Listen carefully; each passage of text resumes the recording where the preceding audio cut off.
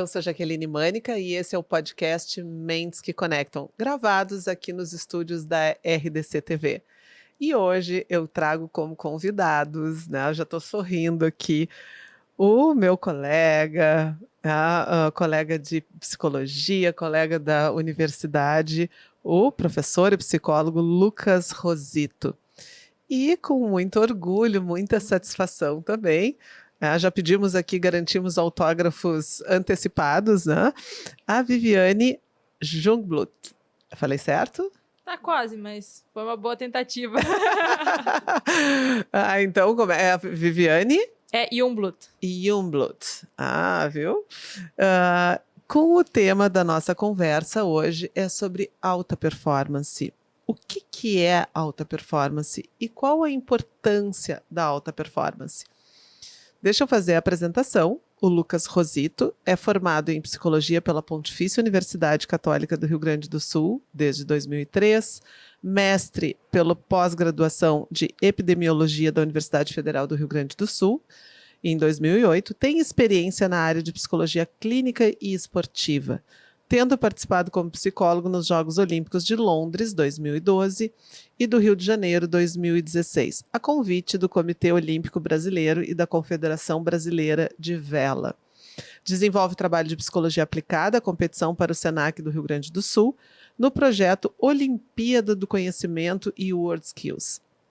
Atualmente é professor de psicologia na Pontifícia Universidade Católica do Rio Grande do Sul, meu colega, ênfase em intervenção terapêutica de orientação cognitivo-comportamental, atuando principalmente nos seguintes temas: psicologia clínica de orientação cognitivo-comportamental e psicologia do esporte.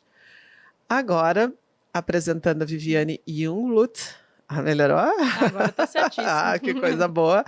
A Viviane Jungblut é uma nadadora brasileira, atleta do Grêmio Náutico União e terceira sargenta da Força Aérea Brasileira. Compete em provas de longa distância, seja em piscina ou em águas abertas. Suas principais conquistas são: em 2014, participação nos Jogos Olímpicos da Juventude. Bronze na prova por equipes, 3 km e quinto lugar na prova de 7,5 km no Campeonato Mundial Júnior de Maratonas Aquáticas. Em 2021, participação olímpica em Tóquio de 2020. 20º lugar, 1.500 metros livres, 24º lugar em 800 metros livres. Em 2022, foi finalista mundial de natação, única brasileira a pegar 2 finais individuais em campeonato mundial. A gente vai dando um orgulho, né? 7º lugar, 1.500 metros livres e 8º lugar em 800 metros livres. 7º lugar na prova de 5 quilômetros do campeonato mundial. 16º lugar na prova de 10 quilômetros, campeonato mundial. 5º lugar, ranking final, circuito mundial de águas abertas. Em 2023, 3 medalhas de bronze nos Jogos Pan-Americanos, 800 metros, 1.500 metros livres, 10 quilômetros e 10 quilômetros. Em 2024, classificação olímpica para Paris 2024. Gente, eu não sei como é que ela consegue estar aqui. Muito, muito, muito obrigada, né? Porque Paris está logo ali, né? Na prova de 10 quilômetros. 3 medalhas em etapa da Copa do Mundo de Águas Abertas. 8 anos de seleção brasileira absoluta. Participação em 5 campeonatos mundiais. Gente, são essas pessoas que estão aqui e totalmente habilitadas para a gente falar sobre um tema tão importante que é a questão da alta performance. Tem um especialista na área que olha o processo, né, por outro ângulo, e tem alguém que vive isso na pele. Sempre nesse primeiro bloco, eu passo a palavra para vocês, de poder trazer um pouquinho assim dessas escolhas de vocês, escolha pela psicologia, a escolha pela natação, a escolha pela uma carreira militar. Então, de vocês contarem um pouquinho de quem são essas pessoas que chegaram aqui pela vivência de vocês. Um dos focos desse programa é que a gente possa inspirar pessoas em relação às suas escolhas pessoais e profissionais. né? Então, que eles possam se inspirar em vocês. Eu já estou aqui, meu olho está brilhando, eu estou feliz da vida, né? O professor Lucas, eu tenho que botar aqui, junto disso, é um amigo muito querido, e agora conhecer uma atleta olímpica, não sei se eu já conheci, eu conheci o Paulão do vôlei, né? Mas acho que não conheço muitos, não. Tá com vocês a bola. Vou passar a palavra para a Viviane se apresentar primeiro. Eu acho que é da curiosidade de todos, inclusive da minha curiosidade, conhecer um pouco da trajetória dela. Bom, primeiramente agradeço aí o convite de estar conversando sobre esse assunto que faz parte de toda a minha vida praticamente, né? É uma felicidade estar aí falando sobre o esporte. E eu comecei na natação quando eu era muito nova. Comecei com 7 anos. Claro que no começo eu não fazia a menor ideia do caminho, né, que eu ia trilhar. Eu comecei por influência dos meus irmãos mais velhos, né, aquela coisa da irmã mais nova querer sempre imitar, né? Então eu pedi para os meus pais me colocarem na escolinha de natação porque eu queria ser igual a eles, eu queria ir lá nadar, brincar, me divertir. E comecei a tomar gosto, assim, sabe? Gostar muito de estar ali, de estar naquele ambiente. Não queria sair da piscina, não queria ir embora de jeito nenhum, né? Então eu comecei desde de pequenininha, fui passando pela escolinha, pelas categorias de base, né? E eu me lembro que um ponto decisivo, assim, foi quando eu estava terminando a escola e indo para a faculdade, né? Eu acho que hoje em dia no Brasil é muito difícil de tu conseguir conciliar o ensino superior com o esporte, né? A gente tem aí algumas deficiências nesse meio do caminho. Então, no meu ponto de vista, até eu acho que é por isso que alguns atletas acabam, né, deixando de seguir no esporte e indo, de fato, para o esporte de alto rendimento. Porque quando mais novo, pode se destacar em categoria, mas, né, acho que acredito que esporte de alto rendimento é quando tu começa a disputar adulto, começar a participar de campeonatos mais importantes, né, tu ter uma dedicação mais exclusiva ao esporte. E é bem nessa faixa etária que isso acaba acontecendo. E a gente tem aí esse déficit de conseguir conciliar os dois. Então, foi onde eu realmente me deparei com essa dúvida, né? Me deparei com a pergunta, será que é isso que eu quero? Será que vale a pena? Né? Mas eu sempre tive um sonho muito claro na minha cabeça, que era um dia me tornar uma atleta olímpica, né? E o esporte de alto rendimento, tu tem que realmente fazer essa escolha e seguir esse caminho, ser resiliente, porque não vai ser fácil, né? Nossa rotina não é fácil. Às vezes me perguntam, o que tu faz? Qual a tua profissão? Eu falo, olha, eu sou atleta de natação. E todo mundo, nossa, que legal, no verão então deve ser super legal, né? Tu vai lá na piscina, é uma beleza. E eu falo, não, mas não é bem assim, né? Nossa rotina também é pesada, é cansativa, mas acredito que olhando para trás aí a gente faz tudo valer a pena. Que coisa boa, porque eu acho que essa deve ser uma curiosidade realmente, que é isso que tu está trazendo aqui, a falta de incentivos e também uma questão de como é que concilia outras questões que são super importantes, que é o estudar, que é uma base para a formação, para poder a língua, né, de poder também entrar nos campeonatos mundiais, onde tem que se virar, fazer entrevista e tal, então imagino que tenha toda uma questão da exigência de inglês e tudo isso, é estudo, é formação. E mais a questão de realmente lidar com a adolescência, com a questão de amigos, de todas as questões que são fundamentais, porque quem olha para o esporte, às vezes não consegue configurar que isso é uma carreira, a carreira de atleta, e que uma carreira que começa muito cedo e que termina muito cedo. E isso deve ser um desafio bastante grande, não é? É verdade. A gente vai falando sobre essas questões, aí vamos ouvir o professor Lucas já está ali balançando a cabeça, porque esse é o foco, é o dia a dia dele. Mas e aí, Lucas? Em alguns momentos eu vou chamar ele de formas mais íntimas aqui. Primeiro eu estou me deliciando, porque para mim é um privilégio tremendo poder dividir contigo esse momento. A Jaqueline é uma pessoa que eu admiro há muito tempo, gosto muito do programa dela e ser convidado para fazer parte, para mim, me faz muito feliz. E outro de ouvir uma atleta olímpica. Acho que a gente nunca cansa de ouvir um atleta olímpico. E tem vários fatores que envolvem, né, a condição de um atleta olímpico e, entre eles, as renúncias. E tu falasse da adolescência, a Viviane falou um pouco disso, acho que a gente vai entrar um pouco nesse tema. A minha jornada é uma jornada mais típica, né? A escolha pela psicologia é uma escolha que foi se dando sem tanta pressão, sem tanta expectativa. E, na verdade, ao contrário da Viviane, eu nunca acordei e pensei, eu quero ser psicólogo.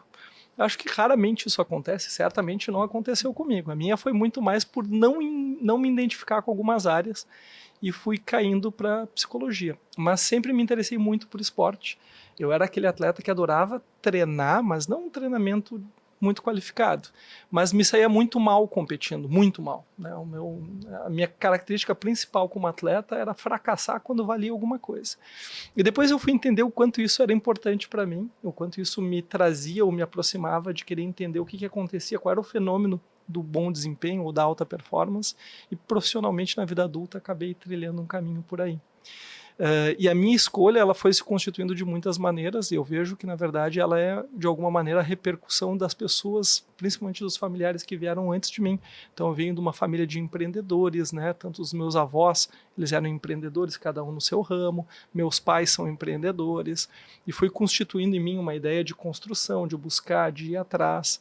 E daí eu tive algumas pessoas que atravessaram minha jornada, meu caminho, que foram super importantes, uma delas da área da psicologia, que é a Nara, que é uma amiga comum entre nós dois. Isso também foi um fator importante na minha constituição. Nara Lima. Nara Lima, uma figura extraordinária. Especial que nos liga, outra pessoa que nos conecta. E uma série de escolhas, então, foram me levando para o lado da psicologia. E quando eu efetivamente comecei a me conhecer, e o aspecto bacana da psicologia na minha trajetória é que foi uma identidade que me permitiu gostar de mim e me admirar em alguns aspectos que a minha vida acadêmica anterior não tinha me permitido, foi também o fato de eu poder conectar a psicologia com o universo esportivo, que eu sempre me interessei, sempre li muito, sempre vi muito, né? Sou de uma família de nadadores, até tinha compartilhado isso com a Viviane. Tem um primo meu que foi a 2 Olimpíadas, a minha Dinda, né, foi campeã de natação, toda a família nadava muito, e eu sempre tive muita curiosidade por biografias, por conhecer as pessoas. Então hoje eu sou um cara super realizado quando eu penso que eu trabalho com algo que eu admiro, que eu amo, que me instiga e que antes eu fazia gratuitamente, fazia só pela curiosidade, que hoje eu faço profissionalmente, que é poder acompanhar alguns atletas e profissionais de alta performance no seu desenvolvimento, na sua construção, e ter um espaço diferente nesse processo de escuta e participação. E acho que aqui a gente já faz uma marcação, né, Lucas, que o quanto que a psicologia do esporte no Brasil ainda não é valorizada. O quanto que ainda eu acho que é desconhecida, eu acho que existe muita ignorância em relação, e ignorância bem no sentido do ignorar, né, o fato.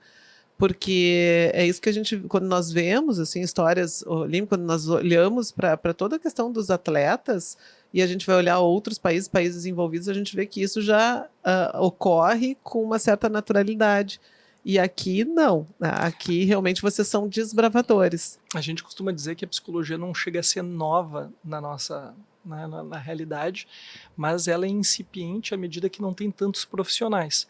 E eu diria que nos últimos 10 anos isso se transformou muito em função do Rio de Janeiro ter se transformado ali temporariamente num locus de atenção dos altos esportes, e a psicologia de alguma maneira foi ganhando espaço. Mas eu acho que tem uma questão, já que é maior do que essa, que envolve a performance mesmo.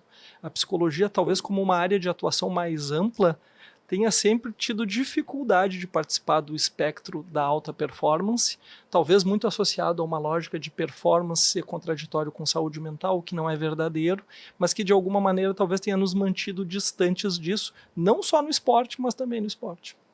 E aí, então, ele já joga a bola para mim, pipocando aqui, né? Jogou uma bola realmente redondinha, não é uma bola quadrada, que é a gente poder falar sobre essa questão da alta performance. Porque quando eu olho para ti, né, Viviane, e eu vejo e acompanhei por saber que tu viria aqui, então fui olhar o material e a gente vê esse teu sorrisão.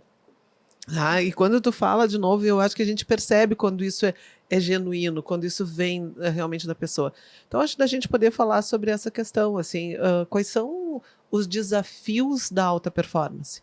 Porque agora tem vindo muito a questão de algumas atletas, que a gente teve um pouco de pessoas que desistiram, a atleta olímpica que desistiu, um pouco em pleno campeonato por uma questão da pressão e do estresse, e aí um pouco vem a questão do estresse se colocar uma luz, e é importante que se coloque essa luz, mas é importante a gente poder olhar todo o processo. E agora há pouco eu estava vendo que teve o Felipe do surf, agora me faltou o nome dele, daqui a pouco vem, ou daqui a pouco eu dou uma pesquisada aqui, e que ele também deixou de participar do Mundial por uma questão de estresse para focar nas Olimpíadas. Então, acho que a gente podia falar um pouquinho mais sobre isso. O que é essa questão? O que envolve? Qual é o desafio da alta performance? Eu acho que quando a gente está realmente nesse nível mundial, nesse nível quase olímpico ou olímpico, né, a gente acaba sentindo um pouco essa pressão externa, mas na maioria das vezes é uma pressão e uma cobrança interna. Nossa, que a gente tem como atleta de alto rendimento, a gente sempre quer dar aquele algo a mais, acha que pode ser 1% melhor, né, acaba pensando em opiniões externas. Por exemplo, estou aqui no Campeonato Mundial e ele fala, meu Deus, e se eu não pegar uma medalha, qual vai ser essa repercussão? Né? Não sou bom o suficiente por estar aqui e não conquistar uma medalha. Isso são pensamentos que, de fato, passam na cabeça do atleta quando ele está, né, nesse nível aí extremamente competitivo. Então, acredito que isso já vem melhorando um pouco ao longo dos anos, sabe? Até, inclusive, a mídia às vezes, né, coloca algumas matérias que são meio tendenciosas para algum outro lado, né? Isso acaba impactando diretamente no atleta, mas eu acho que realmente tem que estar sendo desenvolvido um trabalho com os atletas de alto rendimento, né, para que realmente a gente não se preocupe com a opinião dos outros e realmente faça aquilo por nós mesmos, né? Eu tenho muito isso para mim, que eu faço isso porque eu quero para mim, é um objetivo de vida meu, né? Mas a gente sabe que isso é um pouco difícil para o atleta entender, assimilar e aceitar isso, sabe? Acho que esse seria um ponto bem importante a ser levado, né, em consideração. Mas acho que é isso. Acho que o atleta tem que realmente buscar estar se sentindo bem com ele mesmo e estar fazendo aquilo porque ele gosta, não por uma obrigação de pegar uma medalha, de ser campeão olímpico, porque aí realmente a pressão toma conta e o atleta às vezes fica lá meio paralisado. A Viviane trouxe alguns aspectos, né? Eu gosto de pensar na performance como uma resultante de 3 elementos, né? Um dos elementos é o atleta, que a Viviane estava trazendo aqui algumas características, né, daquilo que passa num atleta de alta performance ou que se tem muita expectativa. Outro é as condições que ele tem para efetivamente desempenhar a performance dele, e o terceiro elemento é o tamanho do desafio. Quando a gente fala de alta performance, então a gente está falando de alguém que está enfrentando um grande desafio, né, com um nível de complexidade mais alto, e obviamente para que ele tenha essa alta performance a gente espera que ele tenha as condições necessárias, que tenha sido oferecido para ele as condições ambientais, circunstanciais necessárias, e que ele, do ponto de vista psicológico, tenha tido oportunidade de se desenvolver para enfrentar esse desafio de exceção.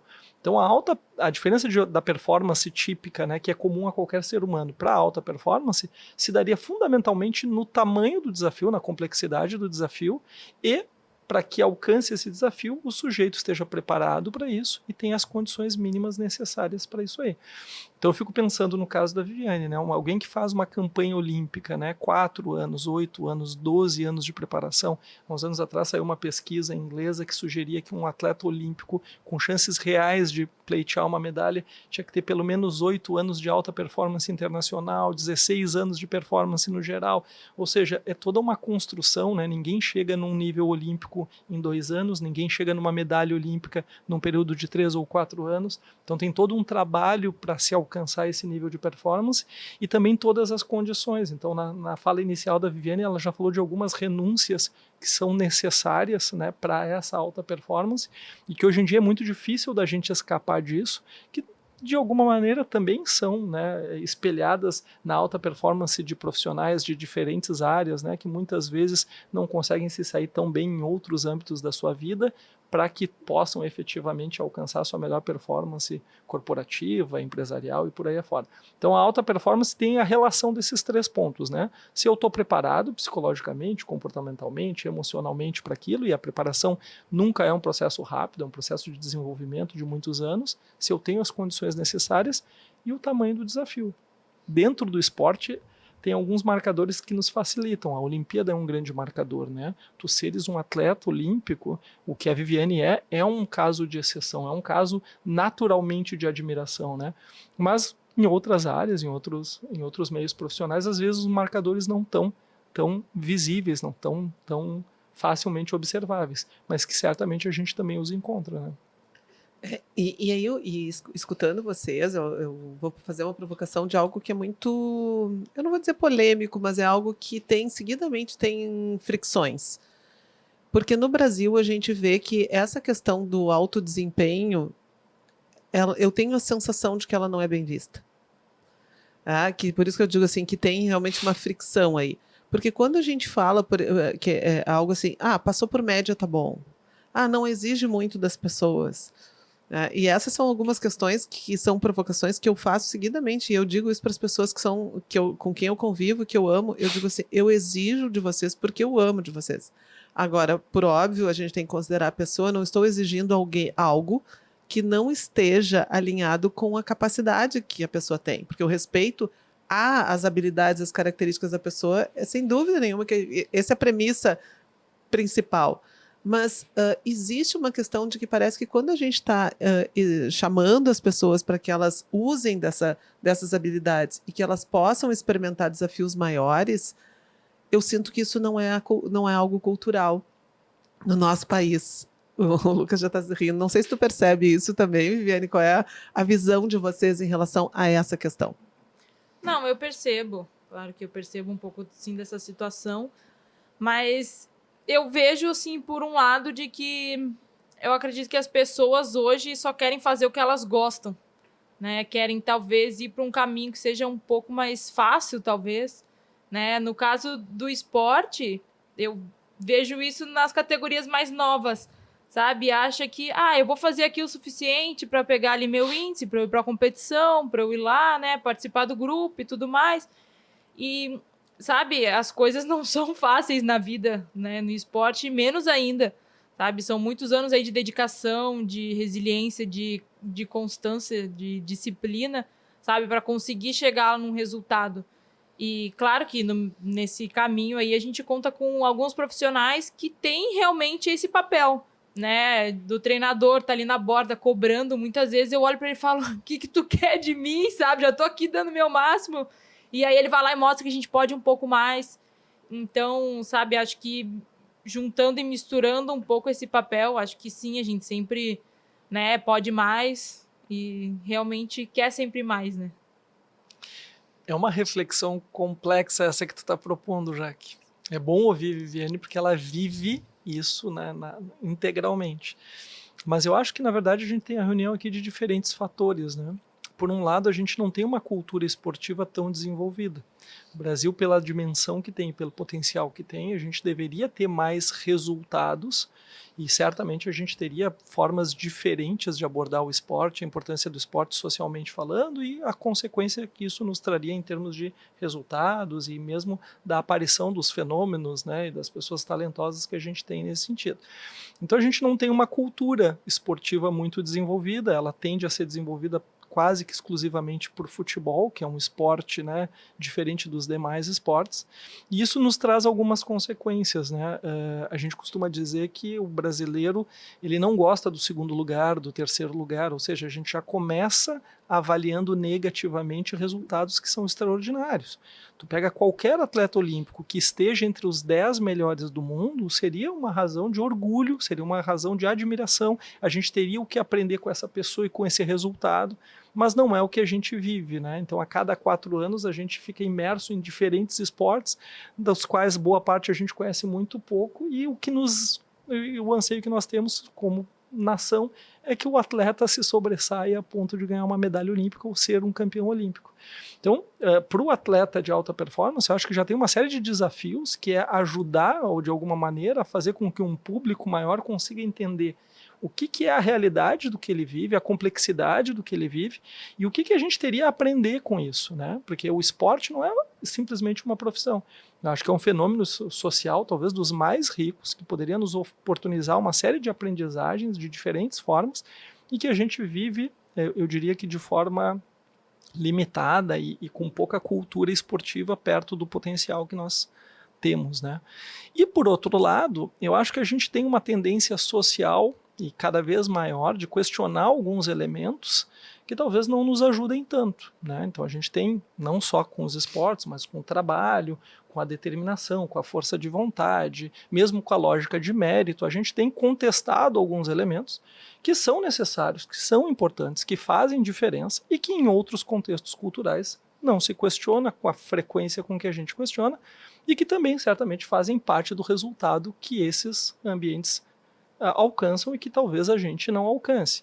Então, talvez a gente, num sentido mais amplo, né, se relacionando com performance em alta performance, a gente pudesse enxergar, né, a importância de valores, a importância do esforço, a valorização do mérito, não no sentido da diferença de circunstâncias, porque os contextos são muito diferentes e sempre serão muito diferentes, mas no sentido da aprendizagem, das escolhas, né? O que fez um atleta, independente da origem dele, independente das características que o caracterizam, fazer certas escolhas, fazer certas renúncias, né? Então, assim, eu não conheço nenhum atleta olímpico, eu conheço muitos atletas olímpicos e estudei tantos outros, eu não conheço nenhum que tenha chego nesse alto desempenho sem muitas renúncias, né? Sem abrir mão de coisas muito importantes, como a sua juventude, a sua adolescência, sem ter feito escolhas importantes e ter bancado essas escolhas, né? E a gente tem muitas vezes uma certa dificuldade de identificar isso e até de identificar esses nossos atletas, esses jovens atletas, como elementos importantes sociais de mudança, né, e de espelhamento do que a gente gostaria num sentido maior, numa quantidade maior de pessoas. Então, é um tema super complexo, mas que eu acho que fala muito da nossa natureza cultural, fala muito das dúvidas que a gente mantém na nossa sociedade, mas que eu acho que, de alguma maneira, sim, acabam implicando nas nossas performances em diferentes áreas, né? No mundo do empreendedorismo eu vejo isso muito também, além do mundo de competição e esportivo. E esse é um ponto, né, Lucas, que tu tem feito uma série de palestras para ambientes corporativos exatamente para trazer essa correlação, porque é a vida. A vida é essa questão da gente poder estar colaborando e da gente poder estar competindo. Esses elementos, eles fazem realmente parte. E eu acho que quando tu traz, né, Viviane, essa questão da um pouco que em alguns momentos a gente vai muito pelas facilidades, eu penso que esse é um tema que, assim, volto a dizer, toda vez que eu tenho oportunidade, eu digo isso aqui nesse programa, que um dos nossos grandes objetivos, né, o objetivo da RDC TV, ter aberto esse espaço, e de eu poder estar aqui, é que a gente possa dialogar sobre isso. Não com verdades absolutas, mas colocar em cima da mesa e poder propor realmente essas reflexões dos impactos disso tudo. E da gente poder estar pensando sobre essa questão de como é que a gente lida, tá, com o processo. No episódio anterior que eu fiz com o Alex Bagé e com o Jonas Matos, eu sempre peço um conselho, uma dica, e o Jonas Matos, no final, ele traz, né, que uma das grandes dicas que ele daria é que as pessoas olhassem mais para o processo. E para entender que é isso, e o Alex Bagé várias vezes trazendo isso, assim, né, que é uma caminhada, é uma construção que tu está fazendo, e que ela implica por toda essa tríade ali que o Lucas estava mencionando, e que a gente precisa realmente dar conta disso, né, e trabalhar a questão da frustração, que eu acho que é um outro elemento que eu queria trazer para vocês, que eu sempre me lembro disso, né, Lucas, de um momento que nós tivemos juntos numa consultoria junto a uma empresa que a gente tem né, parceria, tivemos a oportunidade de fazer juntos, e que eu estava te escutando, e eu me lembro que o Lucas trouxe uma frase assim, que muitas vezes ele vê, né, o atleta, tu olha para o atleta pela maneira como ele lida com os erros. E trazendo até o exemplo da vela, que isso é muito visto, muito percebido. Então, acho que esse é um ponto que eu também queria ouvir de vocês. Nas competências que Davos, todas as autoridades de Davos se reúnem, há algum tempo eles vêm trazendo quais são as competências para o século XXI. Quando eles reconfiguraram ali, né, competências para 2023 e competências para até 2027, uma das grandes questões que está colocada ali é a capacidade de resiliência. Que passa por isso, né? Como é que a gente elabora a frustração, como é que a gente elabora essa não satisfação do desejo imediato, de postergar a satisfação. Como é que vocês veem isso? Falando de dar mais valor aí para o processo, eu, por exemplo, em Tóquio, eu cheguei lá e não foi uma prova muito boa, não dei meu melhor tempo, e eu lembro que eu saí chateada da prova. Eu saí, sabe? Dei meu 100% hoje, mas eu queria estar melhor. E eu terminei a prova em 20º lugar. E eu lembro que eu falei, meu Deus, foi horrível, saí completamente frustrada da água. E, sabe, no outro dia, quando eu acordei, eu pensei, nossa, eu tô aqui vivendo o meu sonho, depois de ter passado por uma Olimpíada, por uma pandemia. Fiquei de fora da maratona por 80 centésimos, numa prova aí de 2 horas de duração. E depois cheguei perto da minha seletiva olímpica, peguei Covid, tive que ir para repescagem, sabe? Então, só eu sabia toda a minha trajetória até chegar ali. Então, eu não podia chegar e menosprezar simplesmente pelo resultado de uma prova, sabe? Foi uma construção até chegar lá. Só o atleta sabe tudo que realmente ele teve que abrir mão para estar lá, né? Então, cada um tem a sua história, a sua trajetória, e cada um sabe os pequenos passos que foram até chegar lá, sabe? Então, acho que realmente muitas vezes a gente parece que quando tem um resultado ruim esquece de toda a trajetória, de como foi difícil chegar lá, né? E a resiliência super faz parte do nosso cotidiano, porque a gente vão ter dias que a gente vai acordar e não vai ter vontade de treinar, sabe? Isso é comum no atleta. E a maioria das provas, a gente não vai nadar bem, né? E a gente, hoje, né, eu sou mais velha, tenho mais experiência, então já tenho um pouco de noção disso. De que nem toda prova vai ser uma prova, sabe, o ideal, vai ser o 100%, vou fazer meu melhor tempo. E acho que a gente tem que aprender a lidar com isso, sabe? E, bom, cair, ok, vou levantar, amanhã tô de volta, amanhã tô na piscina, vou estar treinando, vou dar meu melhor. Então, acho que ter essa resiliência realmente e essa paciência de que tem que, sabe, vou lá colocar um tijolinho todo dia, vou ir construindo um passo de cada vez, ter o pé no chão, mas realmente ter essa noção de que as coisas não vão ser fáceis, é uma construção, uma grande construção, né? Porque é um esporte de alto rendimento até chegar nos Jogos Olímpicos. É um processo que demanda certo tempo realmente, né? Então, acredito que tá ali acreditando no processo. Acho que essa seria uma palavra, né? Acreditar no processo, acreditar na construção e chegar lá pronto para dar o melhor. E deixa eu te fazer uma pergunta, assim, que é difícil, mas eu fico te olhando, eu fico assim, realmente com uma admiração. Porque é tão fácil a gente reclamar das pequenas coisas e daqui a pouco tu acordar e dizer, vou desistir disso. Não vai dar certo. Ou de ficar uma semana inteira emburrado porque alguma coisa não deu certo. E aí quando tu traz, assim, que tu fez toda uma prova, 2 horas de prova, porque no esporte hoje são segundos. E é isso, e tu tá lutando contigo, tu tá lutando com outros também, que não tem como tu controlar as outras pessoas. Claro que tu vai acompanhando resultados, mas né, assim, que características que tu tem? E realmente porque eu acho que as pessoas aprendem muito pegando experiência, pegando uma carona contigo.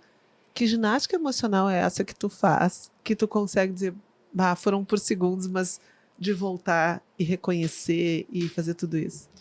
Não é um processo muito fácil, não. Sabe aquela coisa do receita de bolo, assim, nos dá a tua receita? Não, essa prova em específico foi uma prova que até hoje é a minha melhor prova de maratona aquática que eu já fiz na minha vida. Eu fiz tudo certo, fiz tudo que eu tinha planejado, programado. Não vou acompanhar o ritmo aqui, vou me posicionar melhor. Até o lado da chegada, eu sabia o que eu ia fazer, sabe? Infelizmente, a vaga não veio por tão pouco. E eu lembro que, realmente, no dia seguinte, eu fiquei realmente completamente frustrada, triste, chateada.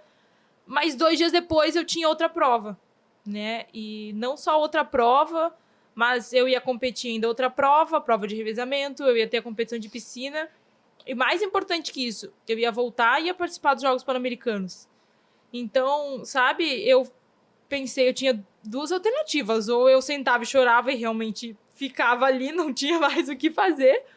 Ou eu falava, não, vou seguir em frente, sabe? E eu optei realmente por, né, sentar com o meu treinador, falar, olha, tá, e agora? O plano mudou. A gente não classificou na maratona, mas, sabe, eu me agarrei naquela chance que eu ainda tinha condições de brigar por uma vaga nas provas de piscina. Então a gente sentou, conversou, ele olhou para mim e falou assim, não vai ser fácil. Eu falei, se fosse fácil eu não estaria aqui, né? Então eu falei, eu gosto desse desafio. E aí eu voltei a treinar, sabe? Fui para os Jogos Pan-Americanos, ganhei 2 medalhas. E aquilo já me deu um up de falar, não, realmente eu não vou desistir, sabe? Eu vou seguir em frente. Não tem mistério, assim, não tem segredo e não é fácil, sabe? As pessoas olham e falam, nossa, como é que conseguiu? Cara, realmente a força de vontade e acreditar. E tá ali dando o seu melhor todo dia, cada dia 1% a mais, 1% a mais. E seguir nessa construção, sabe?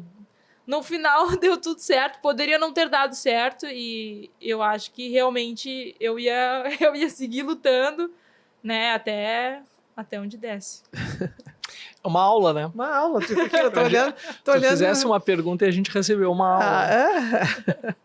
Não, tem vários aspectos. Ouvindo a Viviane, assim, é uma coisa... É uma aula, porque a gente tem muitos aspectos do que tu está dizendo que são observáveis para quem não vive o que a Viviane vive, né? Então, assim, o que ela está dizendo para nós, em alguma maneira, é um microcosmos do que é a vida. Ou seja, a gente vai ter lutos, a gente vai ter conquistas, a gente vai ter derrotas, o tempo não vai parar, as coisas vão se suceder. Então, assim, isso é o que todas as pessoas no seu dia a dia lidam. Talvez não com o mesmo período de tempo, não na mesma formatação. Mas os recursos que a Viviane usa para lidar com isso dentro de um ambiente, né, super ágil, super mutante, super desafiador, são os mesmos que qualquer pessoa vai usar ao longo da sua vida. O que vai diferir em grande medida é o tempo de recuperação.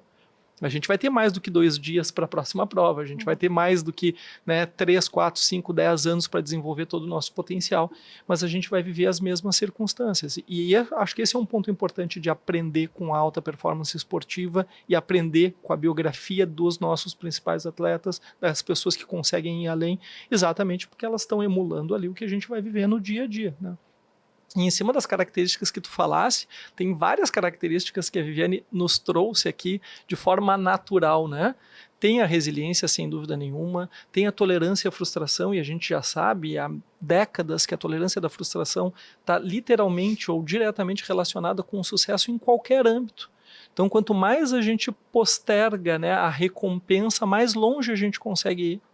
Então, o quanto é importante conseguir tolerar o desconforto, o quanto é importante conseguir tolerar as derrotas, os vieses, o quanto é importante persistir para que a gente tenha resultado, e o quanto o resultado que vem depois de tanta espera tem uma repercussão muito maior na gente, na nossa identidade, na nossa personalidade, e é o que a Viviane estava descrevendo aqui, né? Então, assim, a gente precisa ter tolerância à frustração, a gente precisa ter resiliência, uma questão de autogestão, né? Eu vou fazer a gestão do que eu quero, das escolhas que eu quero, que escolhas são essas, daí a gente já vai para a linha do sentido, do propósito, né?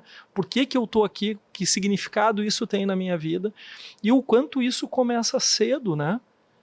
No momento que a Viviane está falando disso, a gente está falando de algumas circunstâncias que fazem parte da história de todos nós, mesmo que alterado nos seus fatores, que é que tipo de família a gente teve, que tipo de contexto a gente teve, e antes que a gente espere que exista o contexto ideal para uma performance, isso não é verdadeiro. Quando a gente pega as biografias dos atletas, a gente vê todo tipo de família, a gente vê todo tipo de constituição, todo tipo de credo religioso, todo tipo de raça.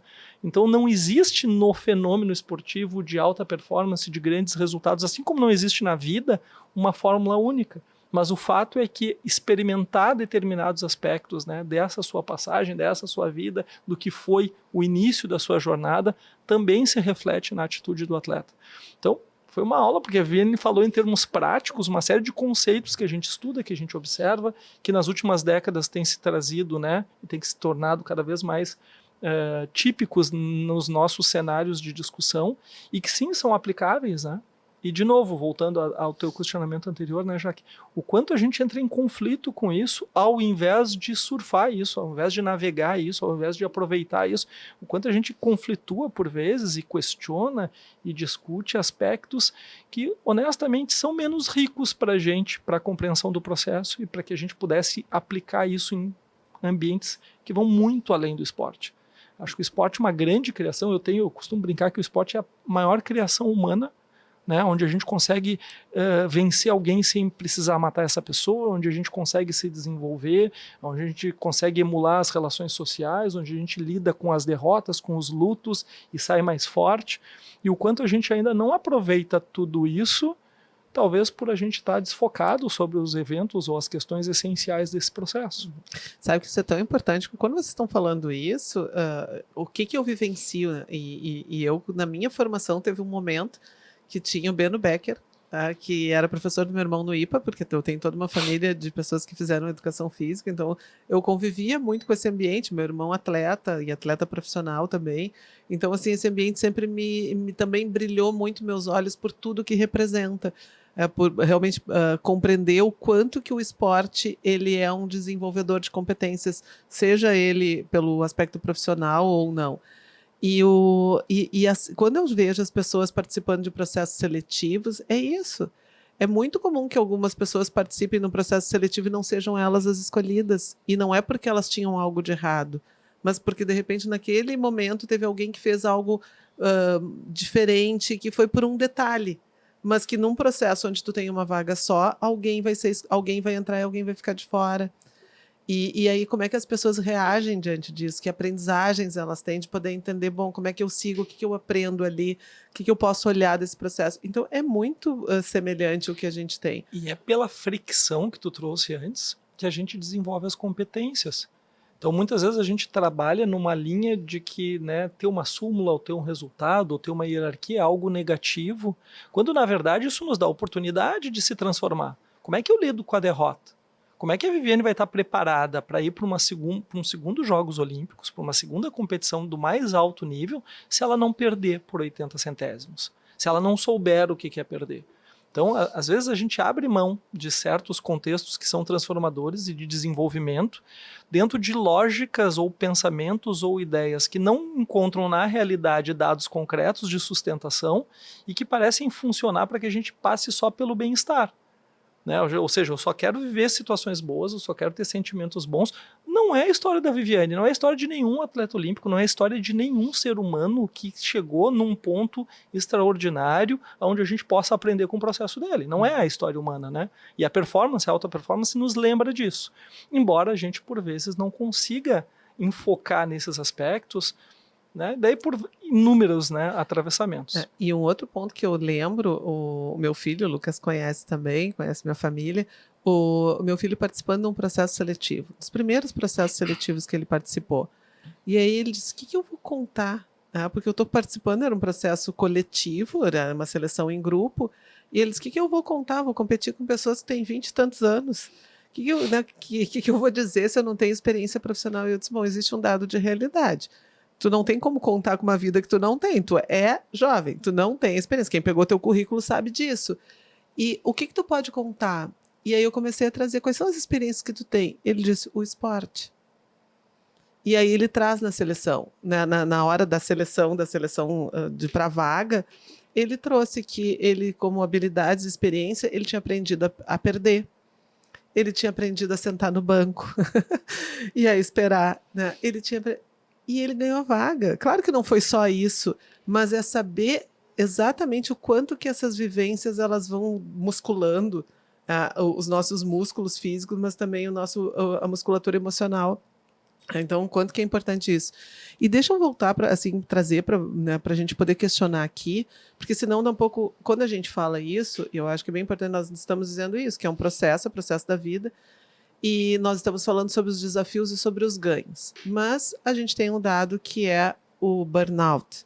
A gente tem um dado que é o estresse negativo, que é a questão de quando as pessoas devem compreender que é o momento de que essa condição humana acendeu o alerta vermelho. Né?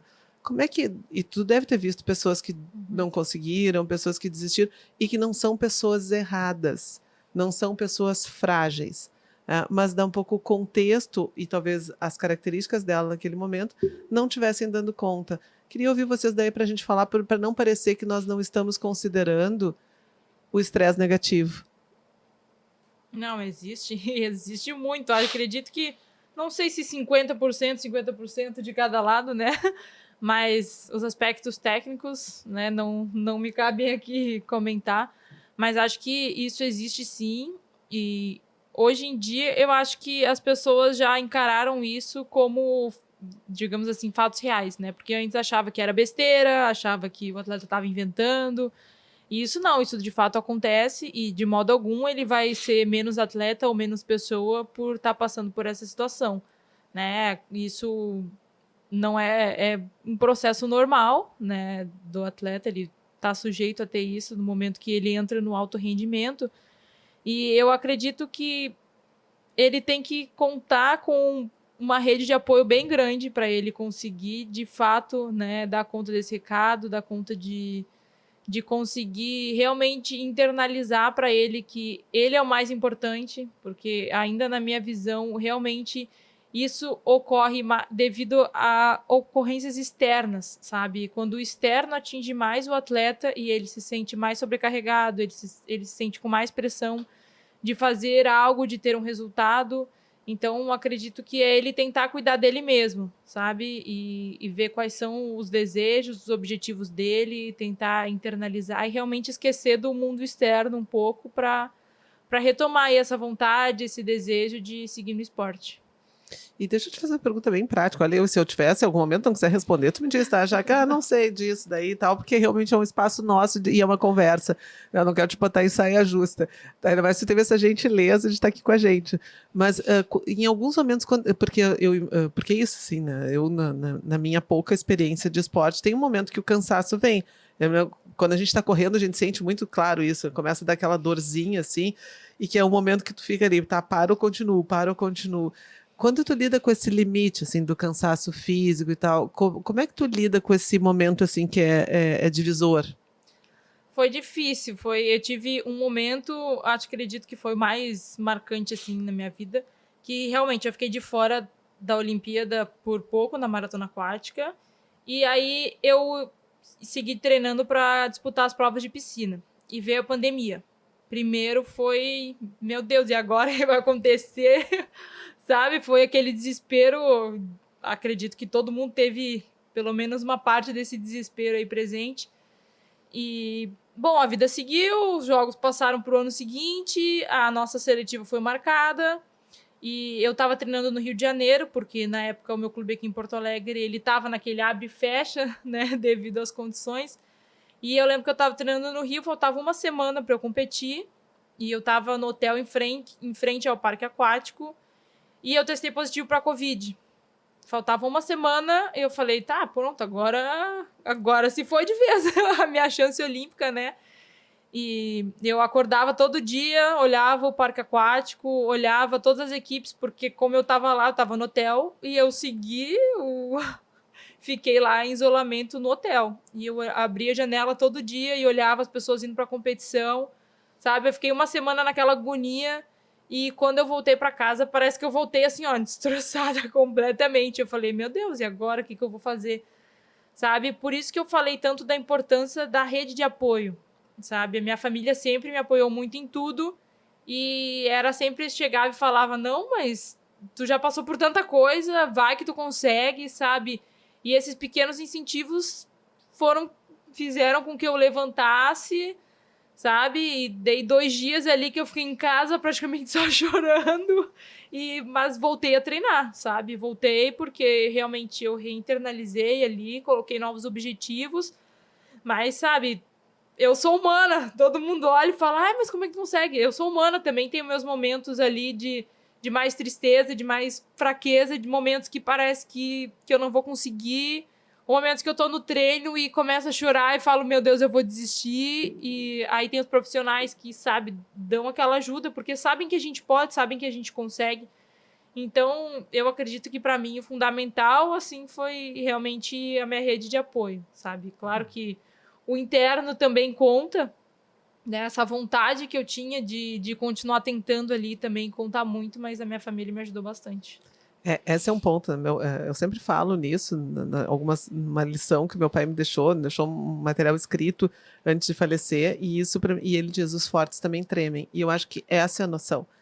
Quando a gente está falando aqui, a gente não está falando de robotizar, de negar as fragilidades. É poder entender, eu tenho os momentos que eu tremo, tenho os momentos que eu choro, e tem os momentos de como é que eu lido com isso e que ajudas com quem a quem eu me agarro também, né?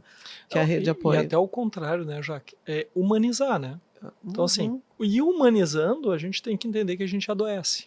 Não é uhum. desejável, mas vai acontecer. E, obviamente, na auto performance também. Então, sim, a gente vai adoecer dependendo das condições nas quais a gente estiver empregando nossa performance, o grau de dificuldade, o grau de pressão que a gente sofrer. Hoje em dia, dentro do universo dos esportes, a atenção para a saúde mental e para as doenças mentais, né, que são desencadeadas pelas altas exigências, está cada vez mais em voga. O Comitê Olímpico Brasileiro mesmo, né, tem conduzido uma pesquisa longa com os nossos atletas para verificar a incidência de doenças mentais, de sofrimento mental nos nossos atletas de alta performance. Então, isso são dados de realidade, são coisas que a gente tem que estar atentos, mas são bem humanos. A gente só vai adoecer daquilo que for típico nosso, né? Então, sim, a gente deve ter cuidado, sim, a gente deve ter atenção. Alguns de nós têm tendências naturalmente a serem mais vulneráveis ao adoecimento mental do que outros. Alguns têm contextos mais reparadores, que é como a Viviane trouxe, né? De repente ter, de alguma maneira, um suporte que lhe ofereça um pouco mais de segurança psicológica, um pouco mais de oportunidade de saúde, outros nem tantos. E, bom, isso vai fazer parte desse processo. É muito difícil, e acho que um ponto aqui quando a gente fala de alta performance, a gente está falando de exceção. Então, quanto mais performático, quanto maior o nível de exigência, mais na fronteira do adoecimento a gente vai se encontrar. Então, a questão é a gente pensar em uma performance possível, que é uma expressão que eu frequentemente uso, né? Ou seja, eu preciso pensar numa performance que seja sustentável. O quanto eu consigo desempenhar por um longo período sem adoecer. Outra coisa é quem vive no limiar da alta performance, que é o caso de um atleta olímpico, que o tempo inteiro está no limite entre a saúde e o adoecimento. E esse limite ele só vai ser conhecido à medida que ele é experimentado. E vai ser experimentado por pessoas, assim como eu e tu. Então, na fala da Viviane, que às vezes nos parece estranho, principalmente quando a pessoa não está acostumada com o atleta, quando ela diz assim, é possível para todo mundo, eu sou humana. Ela está sendo realista, né? Ela está dizendo aspectos que são concretos, que são verdadeiros, mas que quem não vive isso talvez tenha isso muito distanciado. Então, muitas vezes a gente se relaciona com a alta performance esportiva, tratando o nosso atleta como se fosse alguém que não sofre, que não adoece, que não tem dúvidas. O atleta bem preparado, psicologicamente falando, não é o que não sente medo, não sente ansiedade. É aquele que aprendeu a performar com medo, com ansiedade. Aquele que aprendeu a perseverar apesar dos limites que lhe foram sendo colocados ou impostos. Mas, evidentemente, a gente vai estar sempre concorrendo com um limite de saúde. E isso é inegável, isso é necessário perceber e é necessário que a gente melhore os processos. Então, por um lado, a gente vai ter níveis de desafio cada vez maiores e que vão, então, nos colocar no risco de um adoecimento. E, por outro, por conhecer bem isso, por pesquisar isso, a gente vai melhorar os processos de maneira a proteger um maior número de pessoas. Então, são circunstâncias que estão o tempo inteiro relacionadas e não tem como a gente simplesmente evitá-las, desde que a gente lembre que são seres humanos, fazendo, né, performances que nos enchem de orgulho e nos, né, de alguma maneira nos incentivam e nos inspiram, mas continuam sendo seres humanos e que em alguns momentos vão responder como o mais típico dos sujeitos, né? E esse é um ponto, quando a gente fala, às vezes, das crises que as pessoas passam pelas situações de mudança ou por algum fato que gera, essa crise veio por um gerador externo, por alguma consequência, como pandemia, por exemplo, a gente fala da curva da mudança. Ou quando a gente quer com que algum profissional dentro de uma organização atinja um novo degrau, que atinja um novo desafio, e a gente sempre coloca, bom, vai ter a curva da mudança.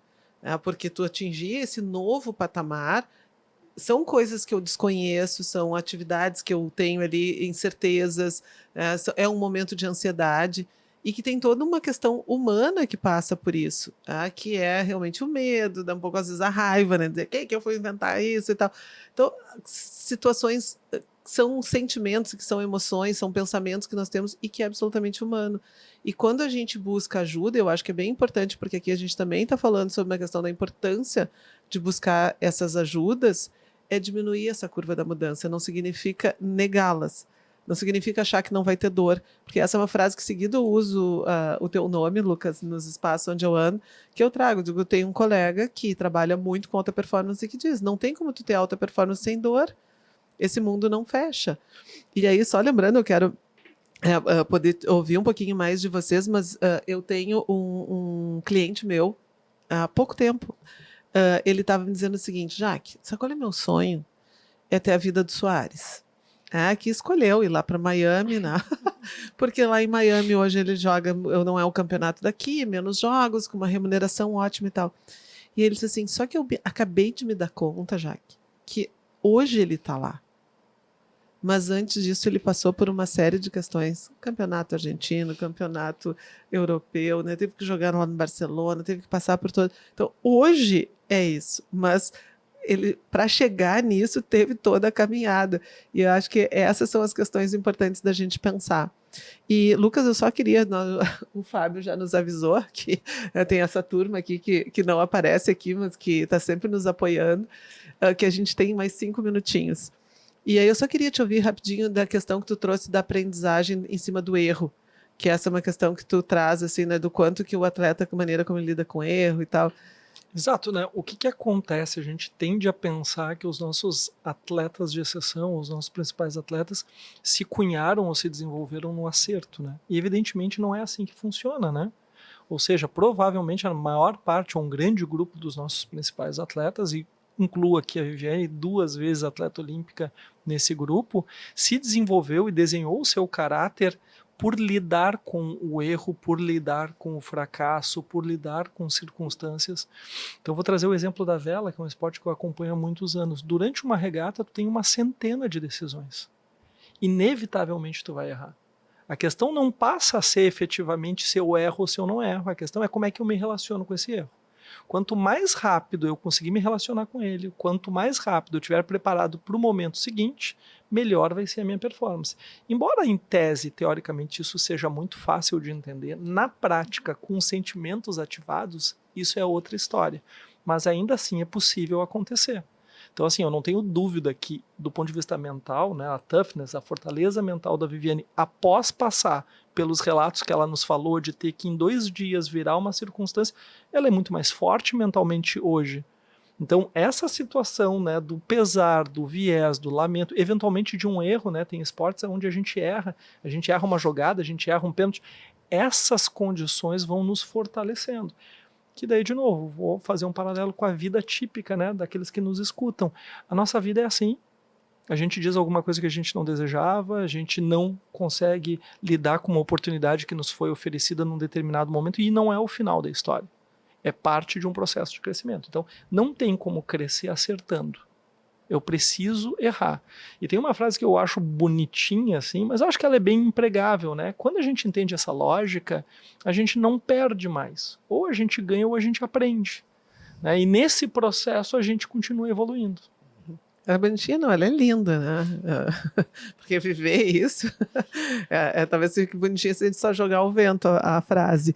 Gente, a gente está encerrando, eu sempre peço dicas, e aí também posso te pedir uma dica, mas uma questão que eu pensei, Viviane, quais são os próximos passos, o que tu vai fazer de preparação para Paris, que está logo ali, né?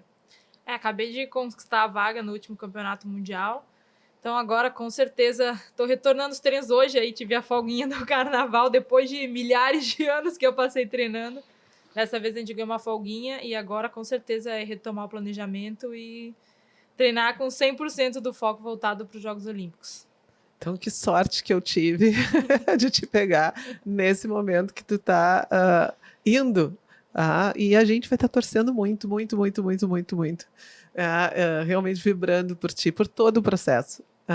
Mas e depois, se tu quiser também deixar uma dica, né, Lucas, pensando nisso e pensando que nós estamos falando para todas as pessoas, que dica que tu daria? Livro, filme, sei lá, dica. Eu acho que essa é uma questão que a gente tem. Acho que tem 2 palavras, seriam tantas, mas tem 2 que eu acho que vale a pena reforçar. Uma é perseverança. A gente continuar e insistindo naquilo que a gente deseja realizar, em qualquer plano que for, e isso é o dia a dia de um atleta de alta competição, né? E o esforço. né? O reconhecimento do esforço, o reconhecimento, né, de tu te determinar para isso e tu entender o peso do esforço, né? A gente fala tanto em talento, nosso país adora falar e discutir talento, quando a gente deveria talvez se espelhar muito mais na linha do esforço, aonde determinados talentos vão crescer. E para aqueles que gostam de uma leitura que acho que inclui aspectos psicológicos profundos, mas num nível de um acesso mais tangível, digamos assim, para um público médio. Tem um livro que foi escrito pelo Galloway, que era um treinador de tênis, que é O Jogo Interior do Tênis. É um clássico da psicologia esportiva, não escrita por psicólogos, mas por alguém que vivia aquilo, e que traduz de forma lúdica em alguma medida, mas de forma muito clara, aspectos que fazem parte da preparação psicológica de um atleta em desenvolvimento e de um atleta de alta performance. E agradecer a Jaque e a Viviane pela oportunidade incrível de compartilhar com vocês esse momento. Eu tô adorando, tô aqui, né? Agora o Fábio já fez o dedinho ali, de que é 1 minuto só. Mas eu tô curtindo muito, que coisa boa. Isso é uma felicidade da vida, né? De nos trazer essas oportunidades. Viviane, quer deixar um recado aí pro pessoal? Eu, particularmente, né, se for dar alguma dica, eu gosto muito de ler biografia, sabe? Entender um pouco com a experiência do outro e ver que realmente são humanos com as suas falhas, com seus acertos, com seus aprendizados. Então, acho que a gente tem sempre aí a aprender com a história do outro. E também gostaria muito de agradecer aí, foi um ótimo bate-papo, tá falando aí sobre esse assunto que às vezes traz algumas polêmicas, mas é tão bom e tão necessário da gente estar aí conversando. É isso, é conversar, é realmente dialogar. Tá?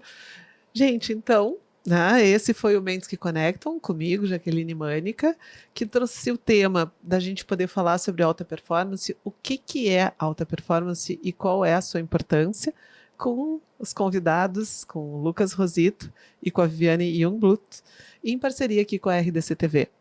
O podcast de hoje fica por aqui, mas você encontra todos os episódios que a gente já teve no 524 da NET e também, aliás, da verdade, você encontra no YouTube, nas plataformas digitais e no RDC Play.